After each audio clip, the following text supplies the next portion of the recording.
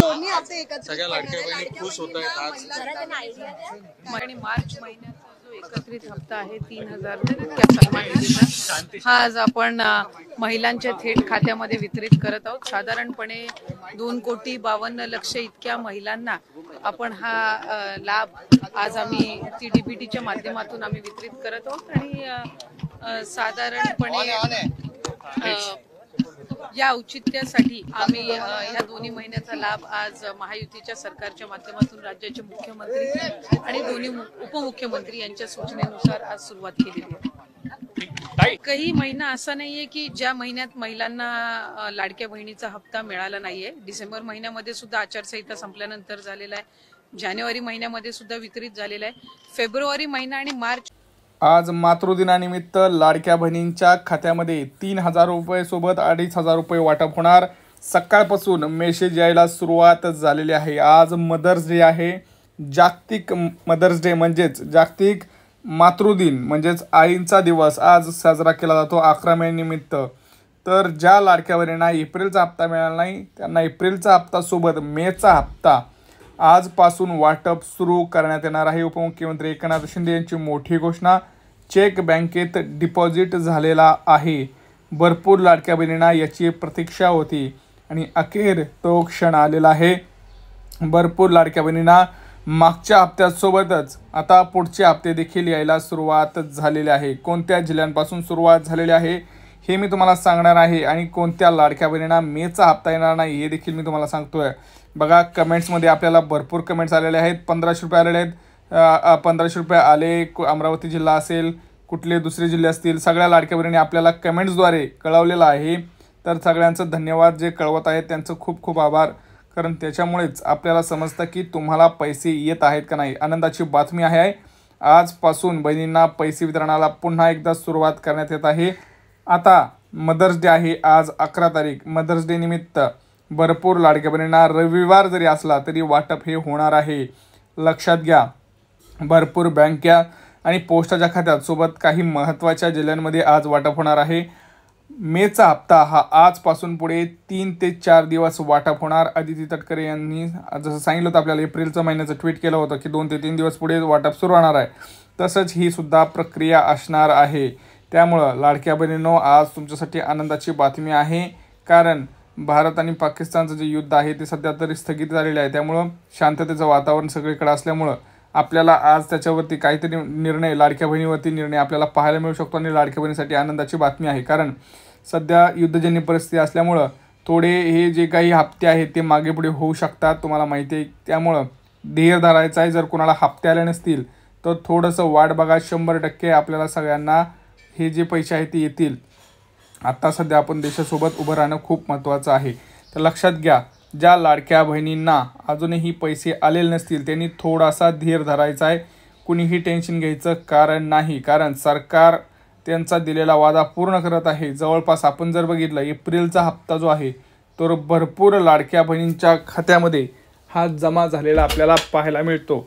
भरपूर लाडक्या बहिणी ज्या आहेत त्यांना मेसेजसुद्धा आलेले आहेत। आता कोणाकोणाला एप्रिलच्या महिन्याचे मेसेज आले त्यांनी पटापट कमेंट्स करा। भरपूर लाडक्या बहिणींना एप्रिलच्या महिन्याचा हप्ता आला नसेल तर चेक करा, कारण भरपूर वेळा मेसेज येत नाही, डायरेक्ट तुमच्या मोबाईलवरती पैसे येतात, अकाउंटला जमा होतात। तर जर तुमचं ऑनलाईन बँकिंग असेल तर मोबाईलवरती लगेच चेक करा, कारण त्यांना पैसे आलेले आहेत बरोबर। आणि घरकुल योजना 20 लाख लाडक्या बहिणींना, ग्रामीण असो शहरी असो, आता घरकुल योजना सुरू झालेली आहे। त्याचा फॉर्म लगेच भरा, त्याचा व्हिडिओ मी टाकलेला आहे। व्हिडिओ पाहिजे असेल तर व्हिडिओ कमेंट करा, व्हिडिओ पाहिजे। आणि बघा आदिती तटकरे मॅडमनी काय म्हणले आहेत, व्हिडिओ संपूर्ण पहा, चॅनलला सबस्क्राईब करा। मंत्री माझी लाडकी बहीण ही योजना महायुतीच्या सरकारची अतिशय महत्त्वाकांक्षी अशी योजना आहे आणि आज जवळपास 2,52,00,000पेक्षा अधिक महिलांना आम्ही दर महिन्याला हा लाभ त्या ठिकाणी पोचवत आहोत। खरं तर विरोधकांनी तर अशा पद्धतीच्या सुद्धा वावड्या उठवल्या होत्या किंवा अशा पद्धतीचा सुद्धा अपप्रचार सुरू केला होता की निवडणुका झाल्यानंतर महायुतीचं सरकार आल्यानंतर महायुतीचं सरकार ही योजना बंद करेल, अशा पद्धतीचा अपप्रचार त्यांनी सुरू केला होता। खरं तर त्या अपप्रचाराला कुठेही बळी पडू नये असं आम्ही सर्व लाडक्या बहिणींना आवाहन करत होतो आणि आज खऱ्या अर्थानं महायुतीच्या सरकारच्या वतीने आदरणीय अर्थ व नियोजन मंत्री उपमुख्यमंत्री अजितदादांनी आपला कारकिर्दीतला 11वा अर्थसंकल्प सादर करत असताना लाडक्या बहिणींच्यासाठी मुख्यमंत्री माझी लाडकी बहीण या योजनेसाठी जवळपास 36,000 कोटींची तरतूद ही त्यांनी यंदाच्या वर्षासाठी केलेली आहे आणि निश्चितपणाने ही करत असताना ही योजना कुठेही बंद होणार नाही। जो प्रचार विरोधकांकडून करण्यात आलेला होता की डिसेंबर महिन्यानंतर या योजनेचा लाभ मिळणार नाही, या उलट जानेवारी असेल त्याचबरोबर फेब्रुवारी आणि मार्च महिन्याचा एकत्रित असा लाभ याचं वितरण सुद्धा आम्ही 2 दिवसापूर्वीच सुरू केलेलं आहे आणि लाडक्या बहिणींच्या खात्यामध्ये फेब्रुवारी महिन्याचे 1500 हे त्या ठिकाणी 2 दिवसातच पोहोचलेले आहेत आणि मार्च महिन्याचे 1500 सुद्धा ते पोहोचवण्याचं काम सुद्धा प्रगतीपथावर आहे। त्याच्यामुळे ही योजना ही महायुतीच्या सरकारची महत्त्वाकांक्षी योजना जी मुख्यमंत्री देवेंद्रजी फडणवीस साहेब, उपमुख्यमंत्री एकनाथजी शिंदे साहेब आणि उपमुख्यमंत्री अजितदादा यांच्या नेतृत्वाखाली अशाच पद्धतीनं कार्यरत राहणार आहे आणि तेच आपल्याला आजच्या अर्थसंकल्पातून पाहायला मिळालं। एक स्पेसिफिक प्रश्न आहे की 1,500 रुपये की 2100 रुपये नेमकं महिलांना किती रुपये मिळणार आहेत या लाडकी बहीण योजनेच्या माध्यमातून? कारण विधानसभेपूर्वी आपला जो जाहीरनामा होता त्याच्यामध्ये 2100चा उल्लेख होता, त्यामुळे स्पेसिफिक प्रश्न मला आपल्याला आवर्जून त्यानिमित्ताने आणि आपल्या माध्यमातून सर्व आमच्या लाडक्या बहिणींना त्या ठिकाणी सांगायचे की राज्याचे मुख्यमंत्री देवेंद्रजी फडणवीस साहेब आणि आमचे दोन्हीही उपमुख्यमंत्री असतील, मंत्रिमंडळातील सर्व आम्ही त्या ठिकाणी मंत्री महोदय असू, आम्ही सगळ्यांनी सुरुवातीपासूनच ही योजना अधिकाधिक यशस्वी पद्धतीनं राबवण्याचा प्रयत्न हा केलेला आहे। पुढेही आम्ही त्याच पद्धतीनं हा प्रयत्न करत राहणार। 1500चा हप्ता हा महिलांच्या थेट खात्यामध्ये निवडणुकीच्या नंतर सुद्धा जवळपास 3 ते 4 हप्ते हे महिलांच्या खात्यामध्ये आज वितरित झालेले आहेत आणि त्याची प्रक्रिया सुरू आहे। अशाच पद्धतीने ही योजना पुढेही सुरू राहणार आहे। 2100च्या बाबतीतली जी भूमिका आहे ती राज्याचे मुख्यमंत्री देवेंद्र फडणवीस साहेबांनी, अजितदादांनी, शिंदे साहेबांनी सुद्धा वेळोवेळी मांडलेली आहे। एखादी महत्त्वाकांक्षी योजना ज्या वेळेला आपण आणत असतो त्यावेळेला त्याचा योग्य तो निर्णय राज्याचे मुख्यमंत्री आणि महायुतीचं सरकार ज्या वेळेला घेईल त्यावेळेला विभागाच्या वतीने आम्ही ते निश्चितपणाने या ठिकाणी घोषित करू। आज 1500चा लाभ देत असताना सुरुवातीला तर विरोधक म्हणायचे की हे 1500 पण तुम्हाला मिळणार नाहीत, पण त्यानंतर आम्ही ही योजना यशस्वीरित्या राबवली। त्याच्यानंतर म्हणायचे की निवडणुकीच्या नंतर ही योजना बंद होणार, पण आज 2,52,00,000 महिलांपर्यंत आम्ही हा लाभ त्या ठिकाणी पोहोचवत आहोत आणि आज 36,000 कोटींची जी तरतूद अर्थसंकल्पामध्ये करण्यात आलेली आहे जेणेकरून ही योजना अशाच पद्धतीनं पुढे सुरू राहावी। त्यामुळे आम्ही कुठलाही महायुतीच्या सरकारने लाडक्या बहिणींना दगाफटका दिलेला नाहीये। 2100चा योग्य तो निर्णय जाहीरनामा किंवा एखादा ज्या वेळेला तुम्ही वचननामा असतं ते पुढच्या 5 पंचवार्षिक या संबंध या याच्यातून दृष्टिकोनातून तो ठेवलेला असतो। त्यामुळे त्या बाबतीतला योग्य तो निर्णय हा महायुतीचं सरकार हे निश्चितपणाने घेईल।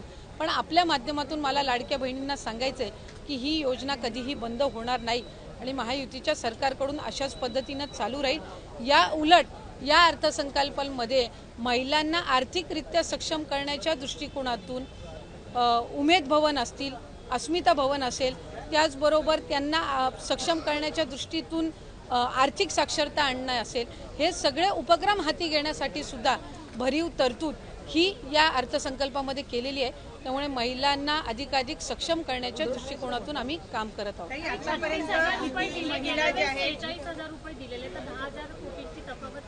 आपल्या माहितीसाठी मला सांगायचं आहे की मार्च महिन्यापर्यंतचा जो हप्ता आहे तो अर्थसंकल्पाच्या आधीच वितरित झालेला आहे आणि ही जी तरतूद आहे ही पुढच्या महिन्यांपर्यंत आहे। डिसेंबर महिन्यांमध्ये ज्या वेळेला ही जी केलेली तरतूद आहे या पलीकडे जर आपल्याला लाभासाठी तरतूद करावी लागली तर डिसेंबरच्या अधिवेशनामध्ये ती निश्चितपणाने करण्यात येईल। 36,000 कोटींची तरतूद जी आहे पहिले वर्षाचे 3 महिन्याची तरतूद ही आधीच उपलब्ध करून दिलेली आहे। आता राहिले तुमचे 9 महिने आणि मग त्याच्यानंतर डिसेंबरच्या अधिवेशनामध्ये जर पुढच्या 3 महिन्यासाठी लागली तर त्या पद्धतीनं ती पुरवणी मागण्यांमध्ये केली जात असते। त्यामुळे या योजनेला यशस्वीरित्या राबवण्यासाठी जी काही तरतुदीची गरज आहे दर महिन्याच्या लाभाकरिता ती या अर्थसंकल्पामध्ये झालेली आहे। स्क्रुटिनी सुरू झाल्यापासून आतापर्यंत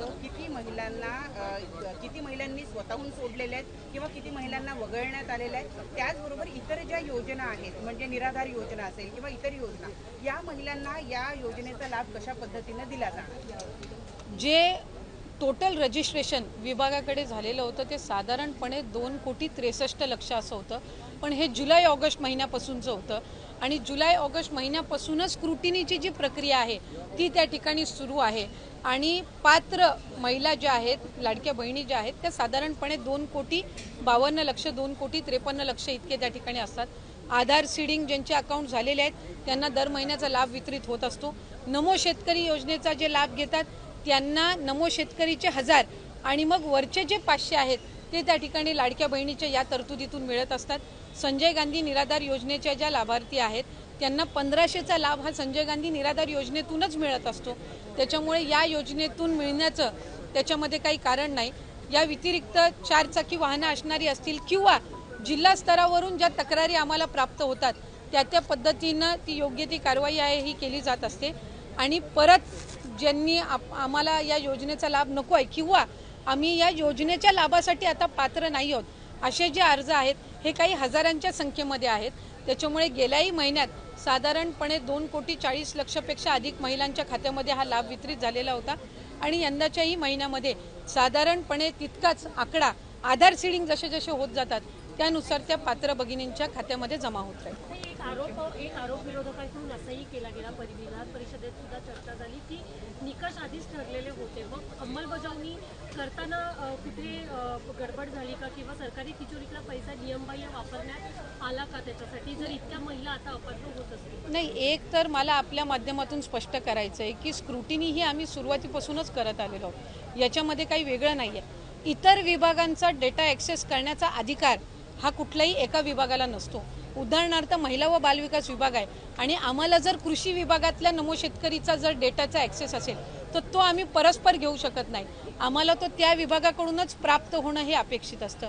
परिवहन विभागाकडून जर एखादा तुम्हाला डेटा हवा असेल तर तो तुम्हाला परिवहन विभागाकडूनच मिळेल. त्याला स्वतंत्र तो डेटा ॲक्सेस करण्याचा अधिकार हा कुठल्याही विभागाला किंवा महिला व बालविकास विभागालाही त्या ठिकाणी नसतो. त्यामुळे सुरुवातीपासून याची स्क्रुटिनी होत गेलेली आहे.